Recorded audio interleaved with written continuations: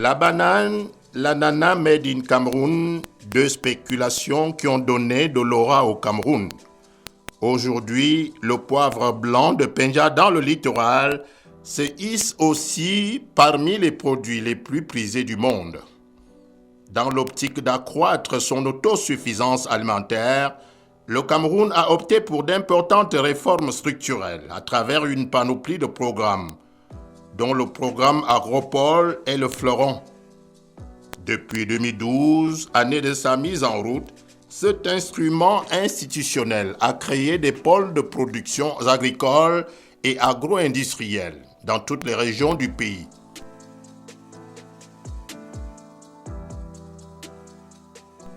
De nombreux bassins de production sont opérationnels sur l'étendue du territoire national. Les résultats parlent d'eux-mêmes. Avec la démocratisation des pratiques d'élevage du poisson d'eau douce, la chute drastique de l'alvéole 2, la disponibilité sans cesse croissante du tourteau de soja made in Cameroun. Ce grâce aux prouesses sans cesse remarquables des agropoles. Mais le gap entre l'offre et la demande en produits de grande consommation reste préoccupant.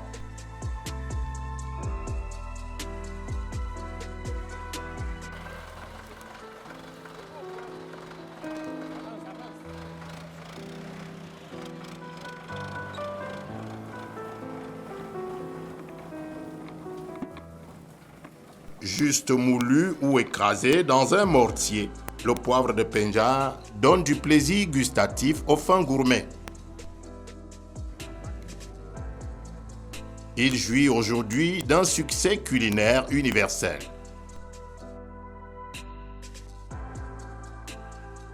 Et pour comprendre cette originalité, il faut se plonger dans une partie du littoral.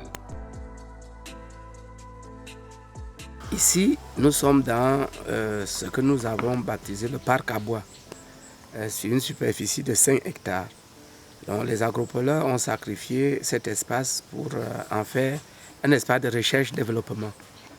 En ce sens qu'ici, nous voulons avoir la maîtrise de la semence, parce que nous sommes convaincus que si vous ne maîtrisez pas la filière semence, vous ne pouvez pas vous engager dans le business de l'agriculture. Ici également, nous développons des techniques sur des itinéraires propres à l'agropole et que nous entendons à l'avenir divulguer à l'ensemble des autres porteurs de petits projets en ce qui concerne le poivre. Ces itinéraires techniques consistent en des associations culturelles. Donc ici, vous allez voir derrière nous l'association Poivre, Bananier, Plantain et Macabo. Donc également, nous avons des itinéraires techniques sur la sortie du tout chimique, donc la gestion des sols et de l'enherbement pour en faire plutôt une source de fertilisation. Nous avons développé un système d'andin que vous verrez également, qui est notre source de ravitaillement de nos poivriers annuellement pour compenser les exportations dues à la grande production que nous enregistrons. Si nous commençons par la maîtrise de la semence, il était question pour nous de faire un grand saut.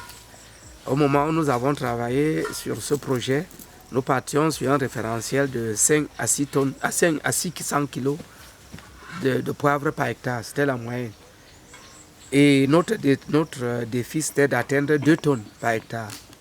Et nous avons exposé notre problème au gouvernement. Il nous a fait confiance et nous a dirigés vers le programme Agropole. Et notre challenge, c'est est-ce que nous sommes capables, de porter la production à 2 tonnes et plus par hectare. Aujourd'hui, je suis capable de dire oui. Est-ce que nous sommes capables de produire un poivre qui est orienté vers l'exportation en ce qui concerne la coloration, sa granulométrie et sa présentation commerciale? Je peux dire oui, parce que nous avons réussi à maîtriser les semences qui donnent les meilleurs taux de conversion en termes de poivre vert, poivre blanc, une blancheur exceptionnelle, un arôme typique de tous les arômes du poivre de Penja, mais aussi surtout la présentation commerciale, une granulométrie exceptionnelle, calibrée au vrai standard. Ça, nous l'avons reçu et nous avons extrait 2 variétés qui arrivent à ces standards. Nous avons également développé pour le marché local la variété petit grain, mais à fort pouvoir de croissance apicale, qui peut atteindre 5 à 6 mètres au bout de 6 ans. Et avoir un fût largement suffisant pour vous porter la production, qui actuellement sur ce genre de poivre, on est à 500-600 kg, à une tonne et demie. Penja, commune située dans l'arrondissement de Njombe, dans le Mungo, région du littoral, abrite une population estimée à 40 000 habitants, essentiellement cosmopolite. L'agriculture y représente la principale activité génératrice de revenus. Comme le Bordeaux en France, le poivre fait la fierté des populations de Penja.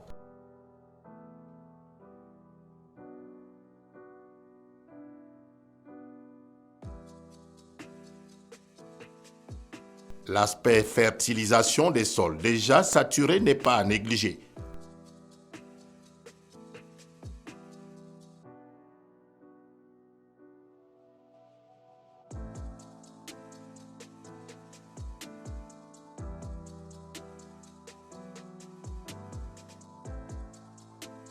Nous avons également regardé le problème de fertilisation.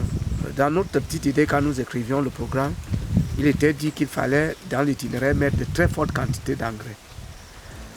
Les premiers résultats que nous avons eus, les très fortes quantités d'engrais altéraient le goût du poivre. Et depuis 2015, nous avons arrêté de mettre des engrais, d'utiliser que la matière organique issue, soit des feuilles de bananier, soit des feuilles du tuteur, des lagages et des désherbages manuels, pas chimiques, pour avoir le couvert végétal et faire de la matière organique.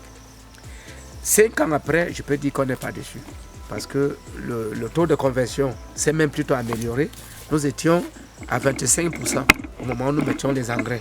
Donc, pour 100 kg de poivre vert, nous obtenons 25 kg de poivre blanc avec les engrais. Je peux vous assurer qu'aujourd'hui, pour 100 kg de poivre vert, nous faisons 30 à 32 kg. Ça veut dire que la matière organique nous a plutôt apporté le rendement que de nous ruiner en termes tel qu'on avait peur. Donc là aussi, on est vraiment calé dans notre tête.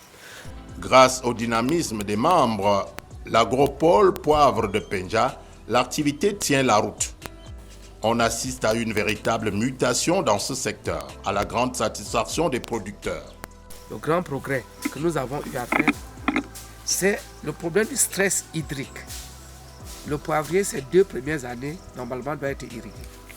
À défaut d'irrigation, il faut trouver une plante de couverture et qu'elle soit sous ombrage. Donc les 2 premières années, le poivrier doit être sous ombrage. Nous avons essayé d'utiliser plusieurs plantes et celle qui nous a paru la plus efficace, c'est le bananier plantain. Parce que les ravageurs du bananier plantain ne sont pas les mêmes que ceux de la famille des piperacées que nous connaissons comme famille des poivriers. Alors là, cette association nous permet, comme vous verrez, de faire l'ombrage et passer les 2 premières années avec une croissance accélérée en saison sèche, sans irrigation. Nous avons réglé la densité, nous sommes à 2000 pieds par hectare pour le poivrier. Nous mettons 1000 pieds de bananier plantain. Et la grosse surprise que nous avons eue, c'est que les résultats que nous avons là-dedans, avec la matière organique que ça génère, et le fait qu'on fasse 0 tillage, on fait juste le butage, nous permet d'avoir des régimes de 20 à 25 kg.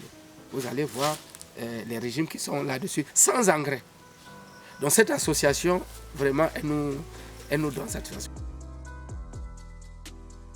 Parfois, pour exploiter au mieux les sols, on est obligé de céder à l'association des cultures qui s'acceptent sans que cela n'ait aucun impact sur la production.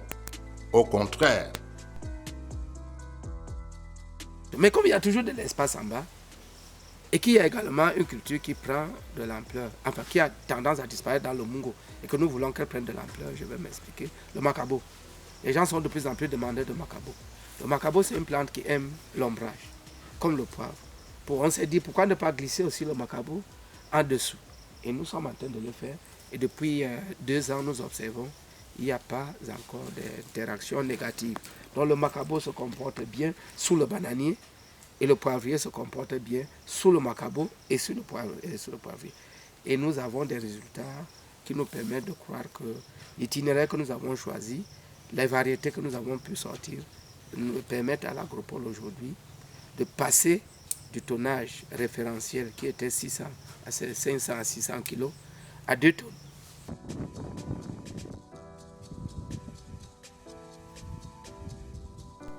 Petite incursion dans le monde du soja. Une légumineuse qui apporte beaucoup dans l'alimentation animale et en termes de protéines chez les humains.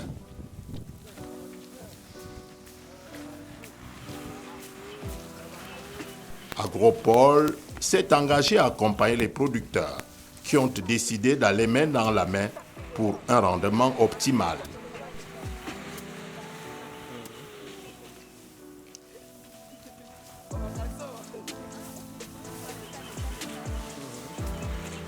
Les aspects communautaires consistent à l'accompagnement des producteurs qui sont structurés en coopérative dans 4 secteurs et 13 zones de vulgarisation. Nos zones de vulgarisation sont marquées par les villages de production, dans les bassins de production. Au niveau de chaque zone, il y a un vulgarisateur qui a les moyens pour se déployer sur le terrain, à savoir les motos, le carburant conséquent et la motivation aussi qui va avec. Donc, dans chaque zone, on a les objectifs de production qu'on assigne à ces zones, à ces vulgarisateurs. Et ceci se fait aussi par rapport au préfinancement en intrants qu'on pose au niveau des communautés, des paysans, et puis l'estimation de production. Au début, on a commencé avec une seule zone. Avec la seule zone nous donnée, on avait dans les 60, 100 tonnes approximativement avec toutes les difficultés. Et d'année en année, les paysans eux-mêmes, au vu des résultats qu'on obtenait, de la satisfaction que les paysans qui se sont impliqués avec nous, c'est eux qui nous faisaient l'appel, ils venaient vers nous, ils proposaient des terres, ils proposaient vraiment, ils nous présentaient les atouts de leur localité.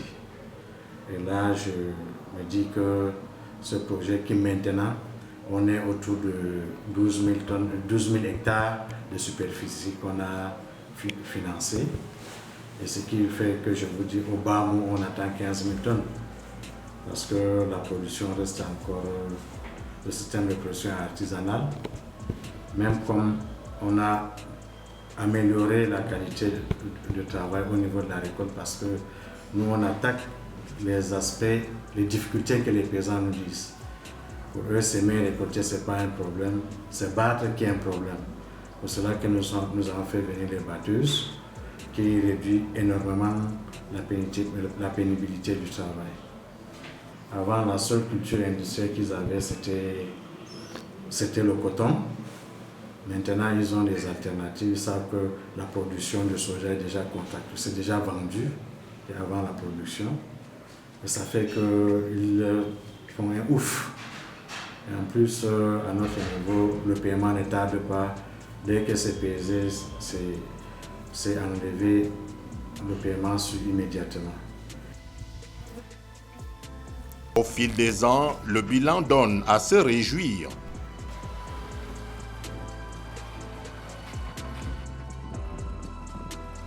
Même si quelques difficultés jonchent l'itinéraire de la production du soja.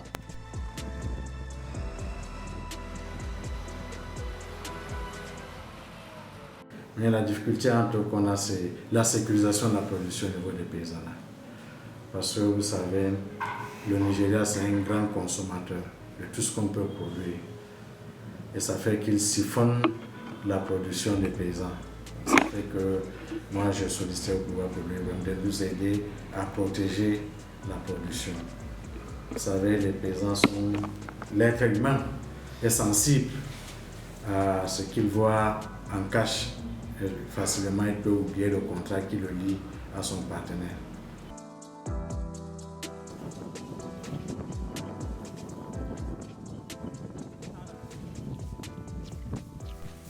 L'ambition pourtant, c'est de faire du Cameroun le modèle dans la production du soja dans la sous-région. Le potentiel de production, il est là parce que le climat, la qualité du sol y va. Les producteurs, ici avec notre climat, la production se fait presque à 0 francs. Parce que le sol, les paysans n'utilisent même pas les engrais. Ils n'utilisent pas les insecticides ni les fongicides pour faire le soja, pour protéger le soja. Cela, c'est par rapport à notre zone agroécologique. Le soja est vraiment très sollicité sur le terrain. Donc vraiment, si l'État, les bailleurs, de quelque nature que ce soit, nous donnent l'appui, vraiment le Cameroun sera un modèle, ne serait-ce que dans la sous-région.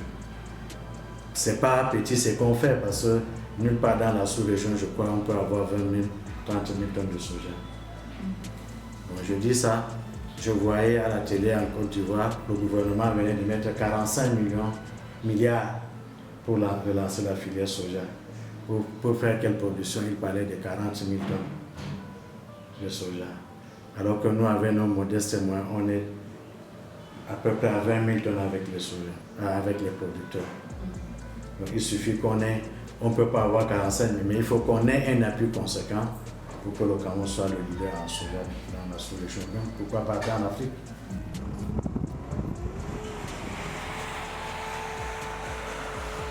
Pour produire plus, il faut penser à la modernisation par la mécanisation de l'activité. La formation des producteurs aussi est une nécessité. Nous avons ici le scénario qui nous a été offert par le projet Agropole qui nous aide non seulement dans l'augmentation des surfaces cultivables, mais également par les autres méthodes telles que le battage. Avant la campagne, nous les entretenons dans la formation.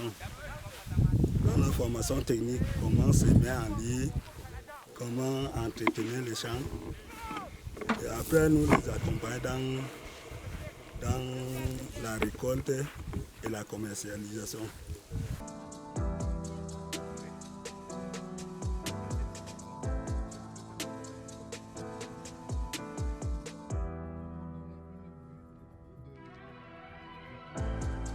La spéculation ananas a elle aussi son mot à dire dans ce vaste chantier entrepris par les programmes Agropole.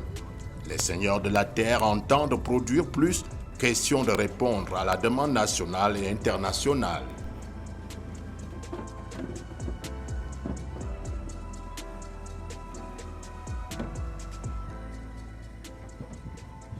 Après avoir tergiversé beaucoup, maïs, pommes de terre, manioc, ainsi de suite, nous sommes tombés avec un petit groupe d'à peu près 15 personnes dans la culture d'ananas.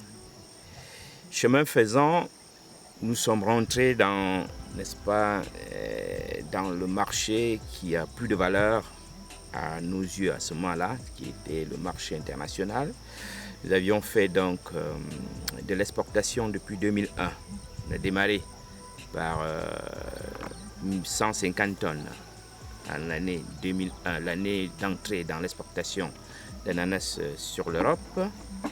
Et je vais vous dire qu'aujourd'hui, nous sommes à 1000 tonnes pour le groupe uniquement ananas. Maintenant, lors des évolutions également, nous nous sommes rendus compte qu'à un certain moment, on stagnait. Il n'y avait plus d'avancée du tout. On s'est rendu compte que plus il y avait la demande, moins nous avions la capacité de produire et de pouvoir satisfaire cette demande, tant qu'au plan national que sur le plan international. Eh bien, une manne serait tombée, en notre avis, qui était le programme Agropole.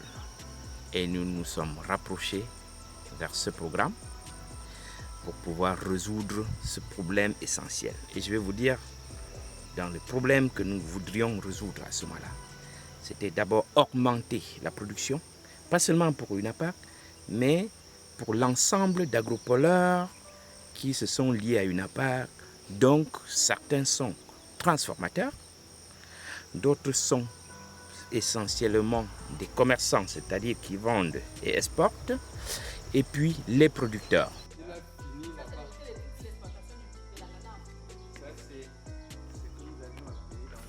Nous avions pensé à l'aspect transformation. Et cet aspect transformation était fondamental dans nos problèmes parce qu'en fait, de plus en plus, nous constations que le marché était peut-être bon à un certain moment et très mauvais à d'autres. Et donc, quand c'était mauvais à d'autres, on se retrouvait avec un certain nombre de produits qui étaient forcément jetés, il faut le dire ainsi. Et on s'est dit, avec la transformation, on pourrait apporter de la valeur à ce produit-là. Voilà les problèmes qui nous ont amenés à retrouver Agropole. Je vais aller rapidement l'aspect résultat. Qu'est-ce que nous avions eu depuis que nous sommes à Agropole en 2015 ou 2015? Aujourd'hui, nous sommes à plus de 8500 tonnes que nous produisons déjà. Donc on est passé au-dessus de nos objectifs déjà. En termes de main-d'œuvre, en fait, nous sommes passés à 300, autour de 600 personnes qui travaillent de manière directe chez les agropoleurs et qui travaillent également de manière indirecte passant par les artisans. Parler de la formation, l'exemple qui vient de l'école technique d'agriculture de Bingela, dans la Mefouéakon, région du centre, est fort édifiant.